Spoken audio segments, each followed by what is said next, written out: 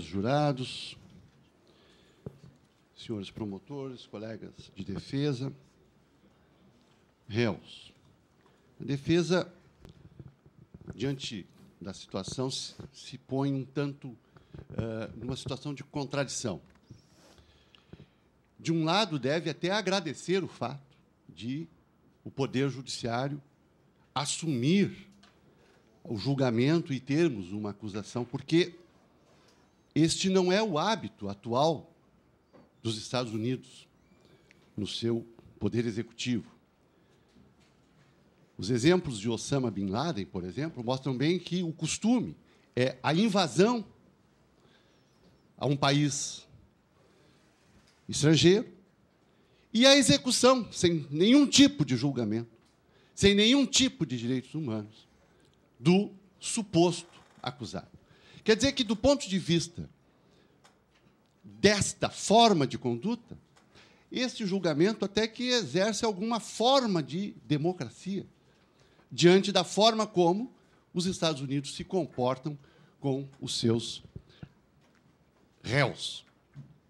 Porém, e aí me permitam um pouco de reflexão a nível de humor, a gente até sabe bem por que, com Cuba, Estados Unidos tem alguma resistência a fazer esse tipo de invasão. É que ainda está, por certo, bem gravado na mente dos americanos o sofrimento que lhe foi impedido na Baía dos Porcos, em 1954. Eles são assim.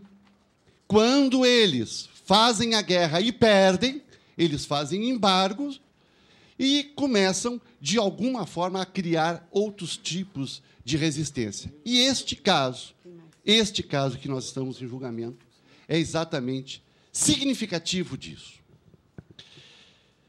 Senhora presidente, senhores jurados, eu quero falar de direitos humanos. Já? Não é 10 minutos? Então é 9 minutos. Isso aí é infiltro, é infiltração, é infiltração.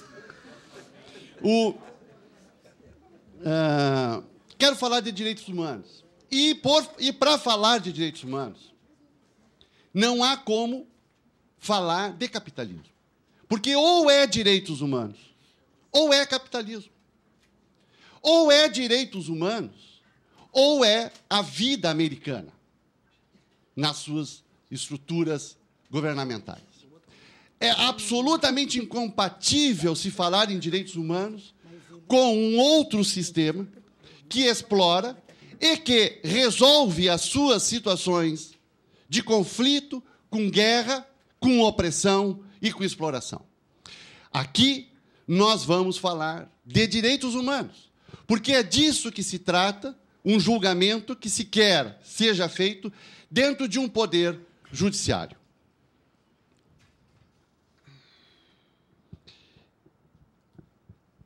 E, entrando um pouco no caso, os nossos réus são acusados de produzir e fazer acontecer situações de ordem ilegais numa perspectiva que seria, de alguma forma, Estado contra Estado. Espionagem a ponto de levar a esse tipo de julgamento e a esse tipo de pena, só poderia ser uma espionagem, alguém espião, a soldo de um país que faz a espionagem contra um outro Estado que vai ser espionado. Procure-se nos autos, então, o momento em que Cuba teria, de alguma forma, pago esses réus para fazer a espionagem. Procure-se alguma transferência de dinheiro do governo cubano a esses réus, porque aí teria um Estado pagando para se fazer a espionagem a este nível de julgamento que nós estamos levando. E, do outro lado, uma espionagem que seria feita não entre as pessoas, mas diretamente em relação ao Estado espionado. Procure-se nos autos o momento em que estes nossos réus estiveram a espionar, fazer atos de espionagem dentro das estruturas estatais e governamentais americanas.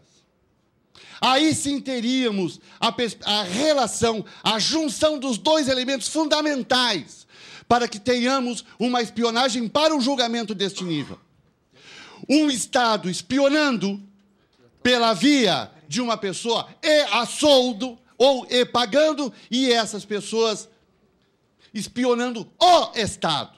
Não era isso que acontecia. Os cinco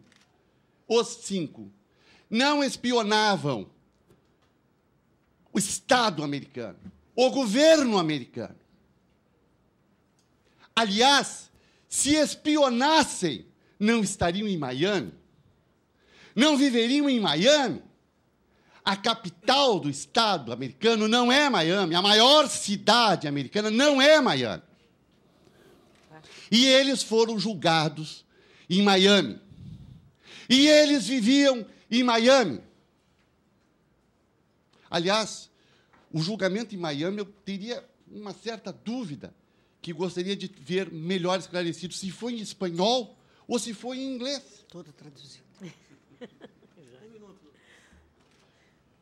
Pois eu rogo, nesse 1 minuto que me preza, que me sobra, para o que a gente tem de mais sublime em termos de poder judiciário.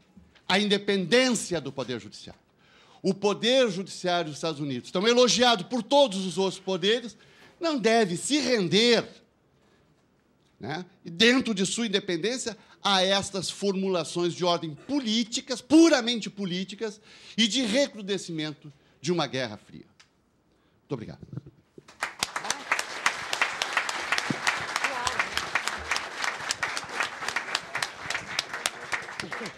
Em face da ausência de 2 dos jurados, e para completar o quadro de 12, que é o quadro de jurados nos Estados Unidos da América, eu chamo para compor o corpo de jurados ao engenheiro José Feltrin.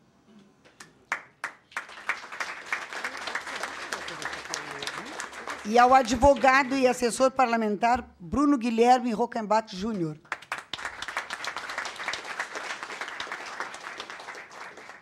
Com a palavra, novamente, a acusação. Senhora presidente desse Conselho de Sentença, me permita fazer a acusação de pé e diante de nossos jurados, porque é importante a proximidade com eles para que possamos externar aqui o que para nós é efetivamente o mais importante. A forma de prestação jurisdicional